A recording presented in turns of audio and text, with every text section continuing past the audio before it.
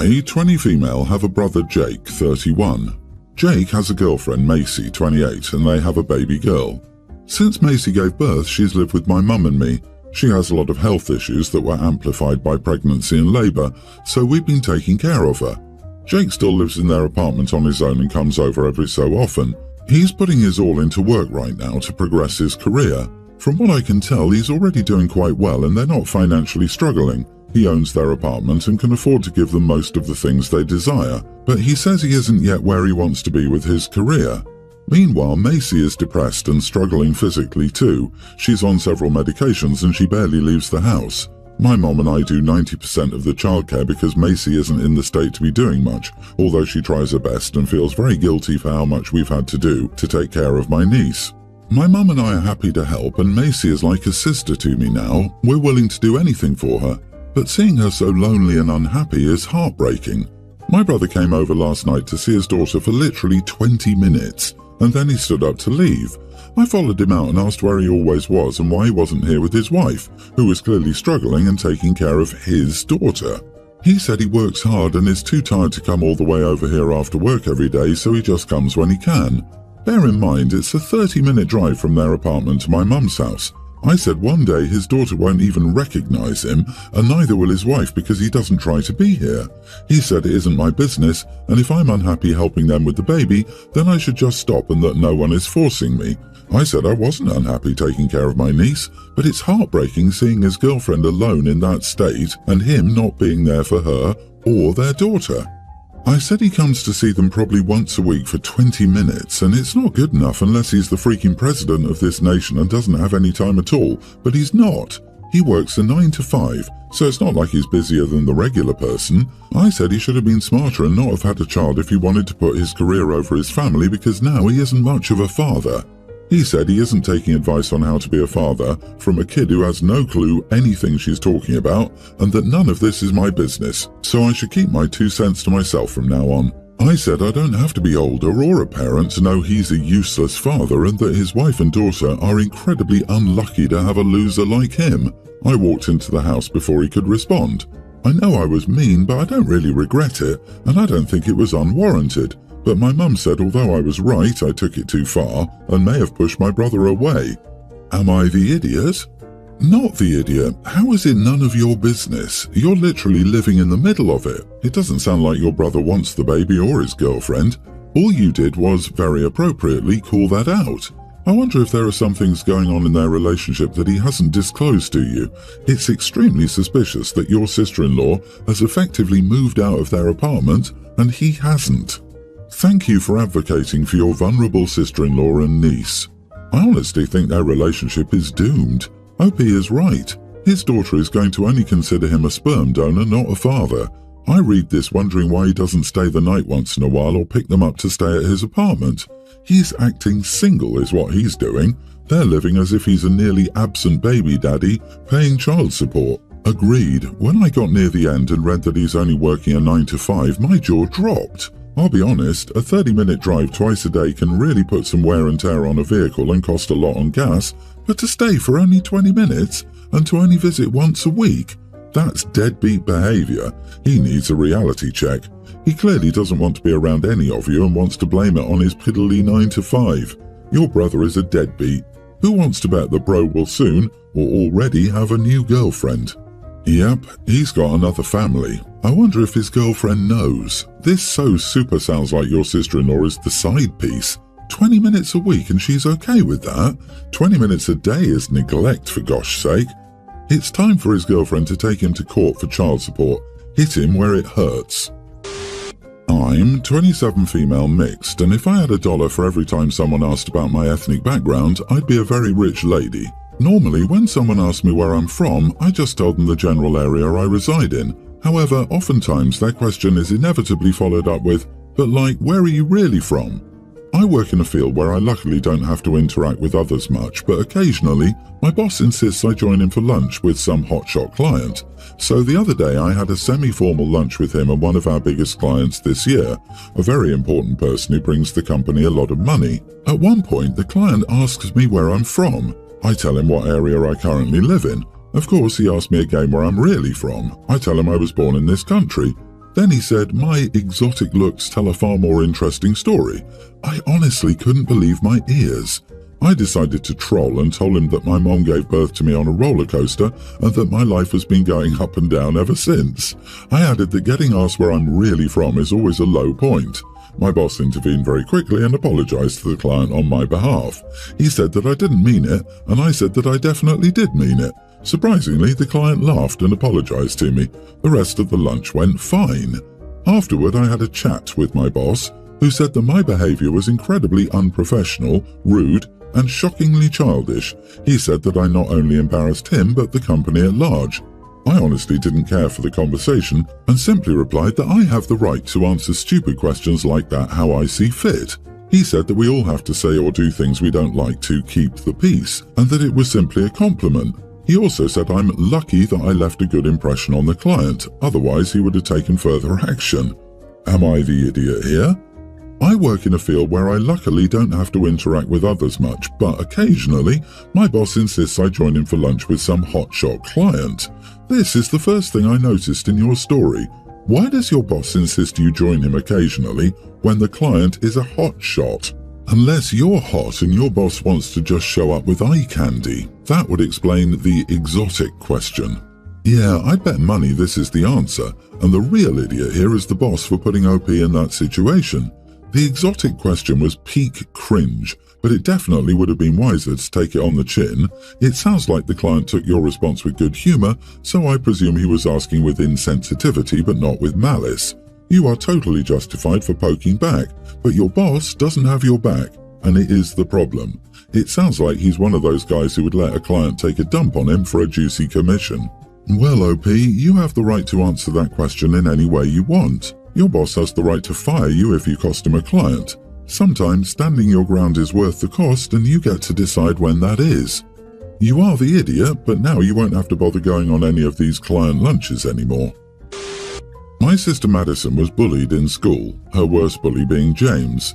James bullied her a lot over her looks, and Madison did have some mental health and self-esteem struggles because of him. Madison and James never saw each other again after graduation. Madison was recently looking up the names of old classmates, which is how she learned that James actually died last year. James's daughter Ashley posted on his birthday that she misses him daily, but also knows he's in heaven watching over her. Madison sent a direct message to Ashley, telling her that James wasn't the person Ashley thought she was, and gave examples of some of the things James would say to her. Madison went even further by ending it with how she would bet money that James isn't in heaven. Ashley posted screenshots of Madison's messages, getting a lot of attention online.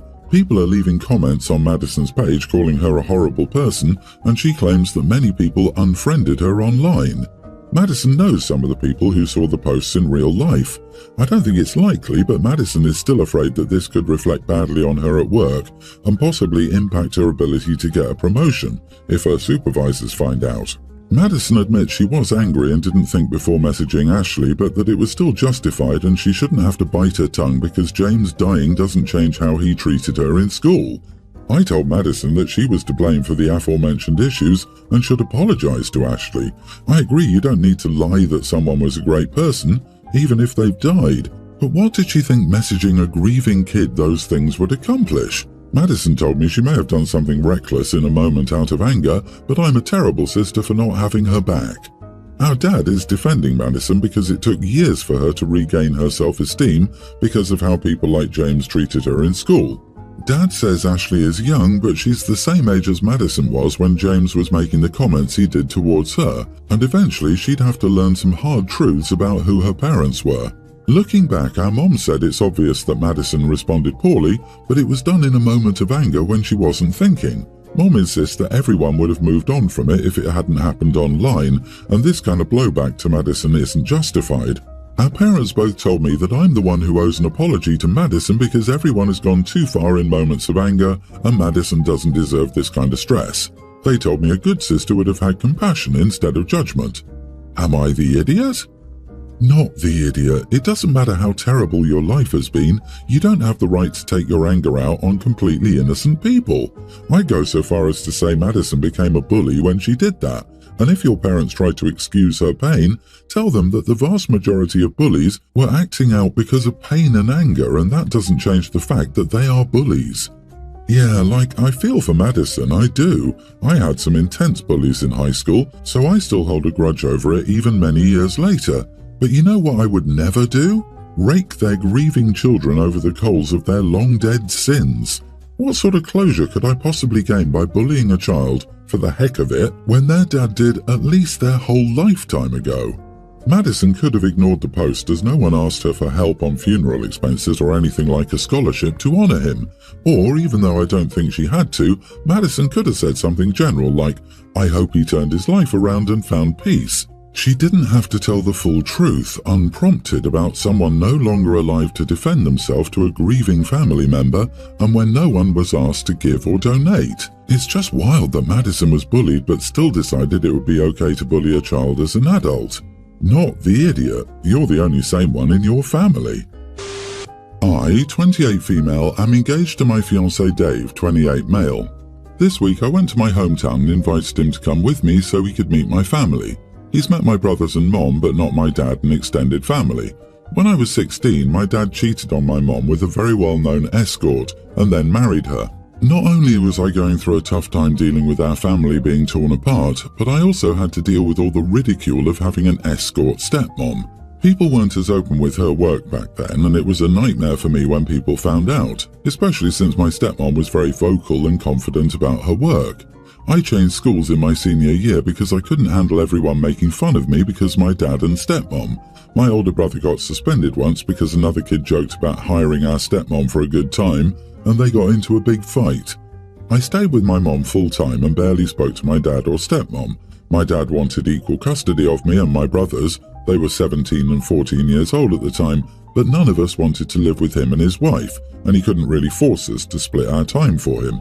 He also gave up making an effort to see us at all when we said we didn't want to live with him half the time, so we barely saw him.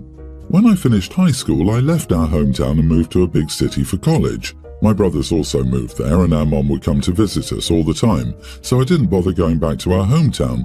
Dad didn't offer to see us, and none of us had been back home, so this week was the first time I've seen my dad in about 10 years. My auntie was hosting a dinner party so everyone could meet my fiancé, and of course my dad and stepmom were there. I was polite to them, but it was awkward and my fiancé was doing all the talking.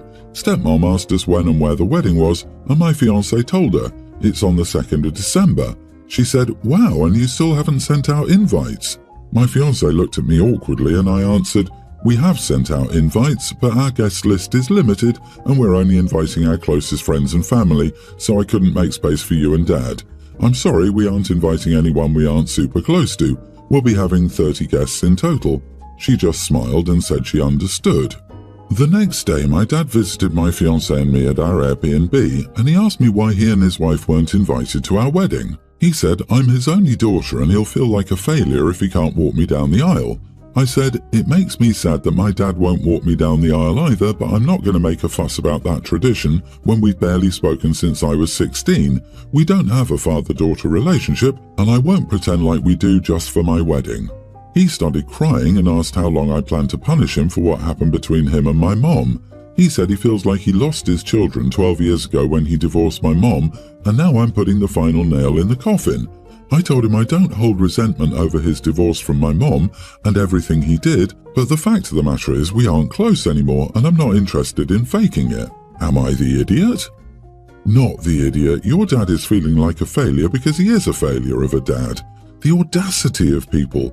I can't believe he broke up your family like that, hooking up with an escort and expecting you to have him walk you down the aisle like some kind of upstanding father. Ridiculous. Even if you overlook the cheating, breaking the family apart and all the bullying endured, he stopped trying to make amends. It was on him to come to his children, but it probably just became easier on his pride to give up. Well, he won't have to worry about that much attention. He's not even invited to the wedding. Also, it didn't seem that the public attention and shame were that big a deal for him the first time. Certainly not for his wife, who seemed to flaunt her vocation. No, the ones who suffered, as usual, were his kids. Hope he has been through enough with this couple. Here's hoping she and her fiancé have a wonderful life together. No, it's not about public attention at all. He had fantasies that he still had a relationship with his daughter, and that bubble just burst. The full consequences of his decisions just crashed down on him. OP, you handled it perfectly, honestly. There's a vast spectrum between resentment and a healthy relationship, and your dad doesn't get to guilt you into a relationship that doesn't exist. Don't let the consequences he's now fully realizing weigh on you. My parents are immigrants from India who lived in the US for 20 plus years.